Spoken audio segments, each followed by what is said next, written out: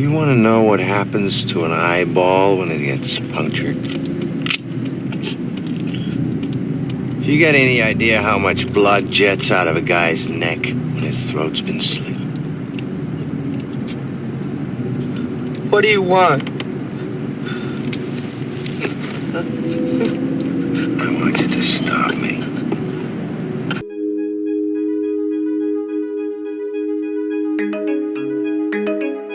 The Hitcher is a 1986 thriller film written by Eric Red and directed by Robert Harmon that would find tepid success at the box office, but would go on to be regarded as a cult classic.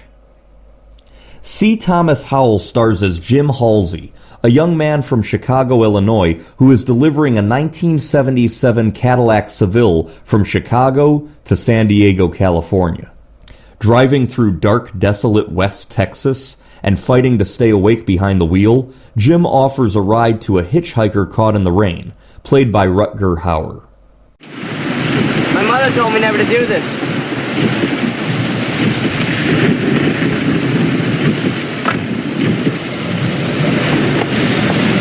The hitchhiker, who tells Jim his name is John Ryder, instantly begins to creep Jim out with his odd behavior. So where you headed?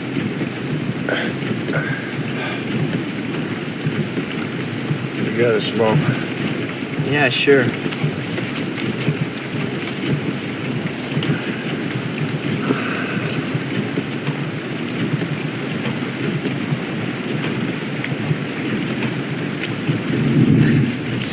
You gonna tell me where you're going? Yeah, sure.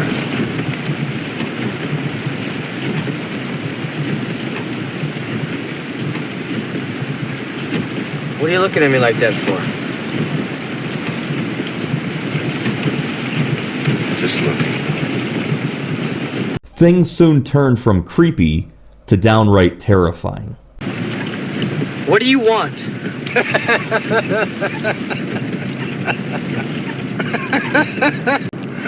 What's so funny?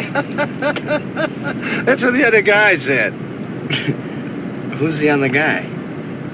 The guy who was driving that car back there. The guy who picked me up before you did. Was that him in the car? Yeah, I'm sure it was. Couldn't have walked very far. Why is that? Because I cut off his legs. And his arms. And his head. And I'm gonna do the same to you. Seeing that Ryder's seatbelt is unbuckled and his door is partially open, Jim shoves Ryder out of his car. I don't want to die!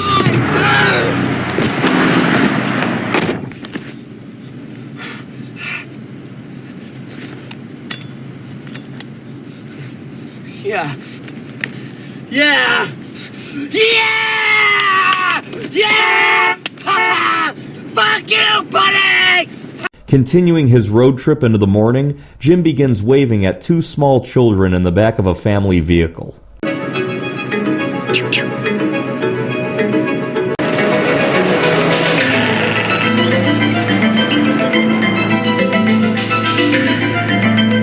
Trying to warn the parents that a maniac is in their car, Jim has a minor accident. Afterwards, he finds the car with the entire family slaughtered. Jim is then attacked by Ryder, who nearly kills him and destroys a gas station.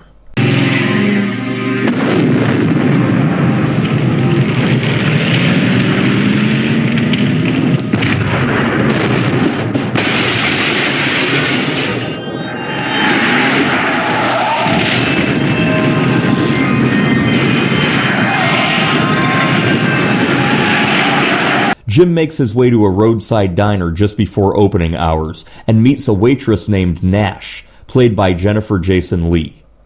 We don't open for another 45 minutes. Please, I need to use a phone. Sorry, I can't let you in. We're closed. No! Listen! Please, I have to call the cops. What happened? Look, I can't explain right now. I just need to use a phone. Jim calls the local county sheriff, who advises him to stay put. Sorry I gave you such a hard time, bud. You'd be surprised the kind of trash passes through here.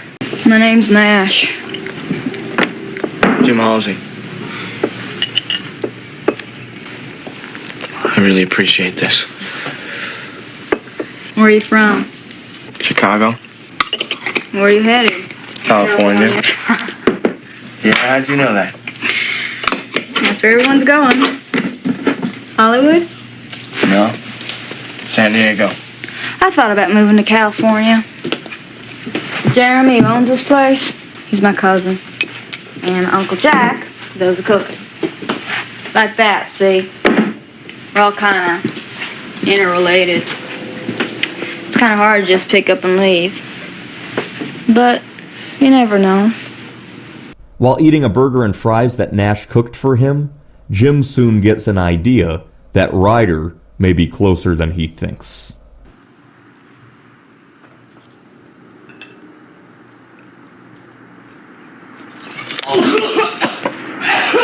Police officers played by Billy Green Bush and Gene Davis soon arrive, and they arrest Jim.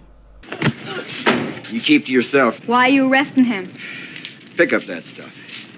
You know this guy? Not really, no. Well, then what the hell is he doing inside? Half the cops in the state are looking for this creep. Let's get this sack of shit out of here.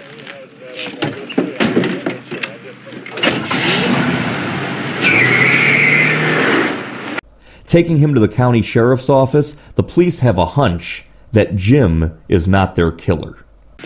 Jack, that kid isn't a killer. Any fool could say that. Okay, face front. Hold real still. Your mom was gonna like those. After napping inside of a jail cell, Jim awakens to find the jail cell door open and an all-too-quiet sheriff's department.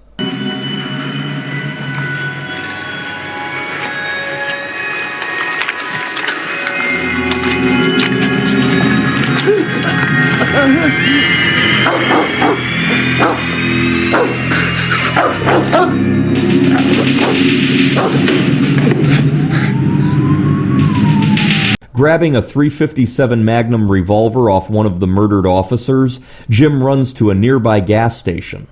There, he hijacks 2 Texas state troopers, asking for a ride and wanting to speak to someone in charge. Can you call out on that thing and get me connected with somebody in charge? I'll try to get through to Captain Esteridge. Okay, do it. But don't tell anybody where we are. The troopers put him on the radio with Highway Patrol Captain Esteridge, played by Jeffrey DeMunn.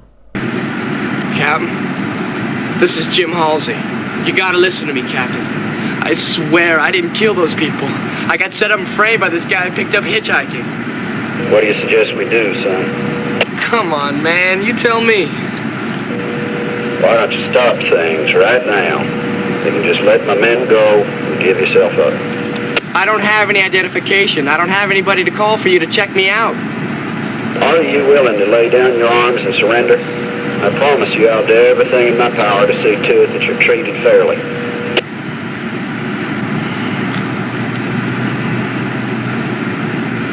I'm putting my trust in you, Captain. Take us in.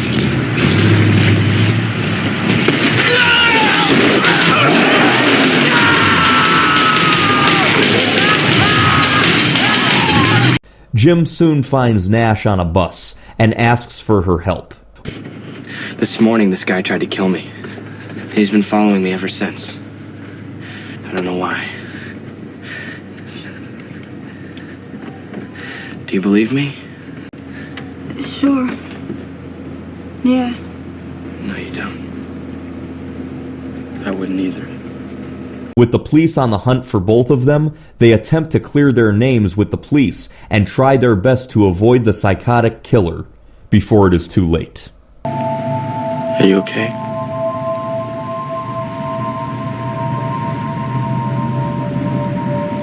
Why'd you pick him up?